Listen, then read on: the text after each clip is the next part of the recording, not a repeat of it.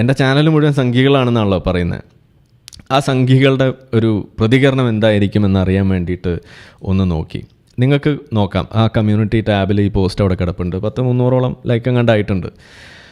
അവിടെ ആ കമൻറ്റ് വായിച്ചു കഴിഞ്ഞാൽ ഇതിൽ ബഹുഭൂരിപക്ഷം ഹിന്ദു നാമധാരി, നിങ്ങൾ മുസ്ലിം നാമധാരി എന്ന് പറയുന്ന പോലെ ഹിന്ദു നാമധാരികളായിട്ടുള്ള ആളുകൾ വന്ന് പറയുന്ന വാചകം അതിതാണ്: ചേട്ടാ, നിങ്ങൾ എന്തെഴുതിയാലും ഞാൻ സ്വീകരിക്കും, നിങ്ങളെല്ലാവരെയും വിമർശിക്കും, പക്ഷേ ഇവിടെ ചില മൂരികളുണ്ട്, ഹിന്ദുവിൻ്റെ മാത്രം അണ്ണാക്കിൽ വരെ കൈകടത്തി നോക്കുന്നവർ, ഹിന്ദുവിൻ്റെ മാത്രം അണ്ണാക്കിൽ കൈകടത്തി നോക്കുന്നവർ. ഇതാണ് ഞാനും പറഞ്ഞത്. ഹിന്ദു ആക്സിസ് ആണ് ഇനി കാര്യങ്ങൾ തീരുമാനിക്കുന്നത് എന്ന് പറയുന്നത് അതുകൊണ്ടാണ്. അതായത് നിങ്ങൾ ഹിന്ദുവിനെ മാത്രം നവീകരിക്കാൻ ഇറങ്ങി തിരിച്ചാൽ എല്ലാവരെയും നവീകരിക്കണം, ഇല്ലെങ്കിൽ ആ പണിക്ക് നിൽക്കരുത് എന്നാണ് ഈ പറഞ്ഞത്.